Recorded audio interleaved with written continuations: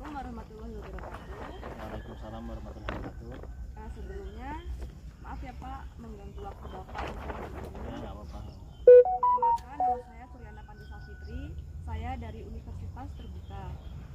Di sini saya akan mewawancari Bapak mengenai analisis dan mitigasi resiko keuangan serta operasional pada tanaman terong Bapak.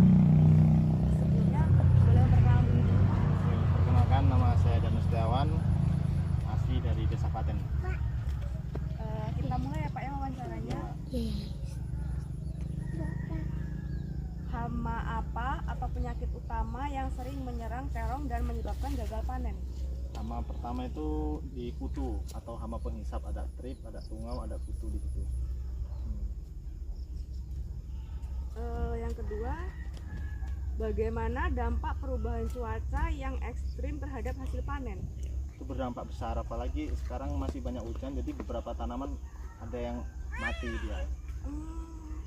Berarti faktor hujan ini mengaruhi ya Pak ya, cuaca ini ya? Ya, sangat mempengaruhi. Dari tanaman juga kalau kurang kalsium dia bisa rontok bunganya, jadi panennya bisa kurang. Apa ada risiko kerusakan alat atau kesalahan penanganan oleh tenaga kerja? Pasti ada. Contohnya Pak, misalkan apa kayak misalkan penyemprotan pestisida berlebihan Ya, atau kayak mana?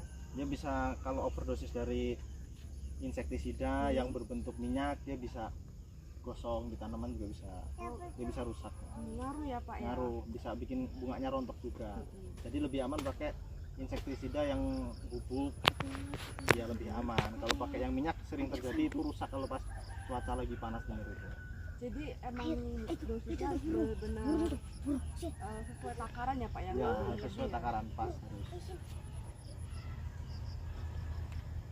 Pertanyaan berikut. Bagaimana cara Bapak membiayai produksi dalam pembelian pupuk atau bibit yang mahal di awal Pak? Sebelumnya kan kita sudah ada dana khusus, cuman kalau emang dananya kurang itu sering terjadi.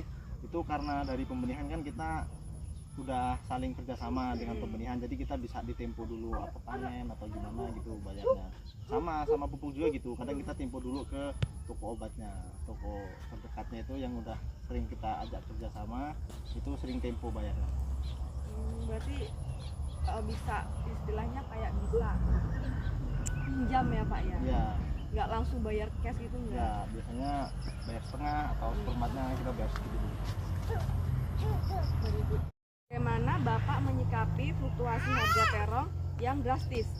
Kalau itu udah resiko sih Mbak ya, jadi tapi sementara ini alhamdulillah saya nanam terong ini harga turun naiknya tuh alhamdulillah sedikit, jadi untuk operasional juga masih ketutup, masih bisa.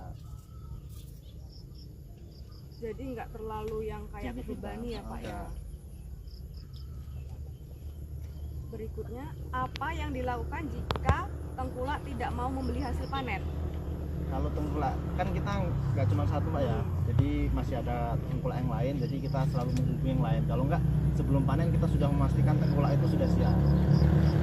Kalau emang tengkulak tidak siap, kita bisa ganti dengan tengkulak. Jadi ada alternatif lainnya Pak ya, kayak misalkan nggak cuma terfokus sama satu orang ya Pak? Ya, jadi sebelum panen itu selalu konfirmasi dulu ke tengkulak siap atau tidaknya itu pasti. Kalau begitu cukup dan terima kasih ya Pak ya atas Iya, Bu. jawabannya dan waktunya. Saya mengucapkan terima kasih, dan seandainya suatu saat saya masih membutuhkan Bapak untuk diwawancara lagi, Bapak masih bersedia? Masih bersedia gitu. Itu saya pamit ya Pak undur diri. Iya, Bu. Siap. Assalamualaikum.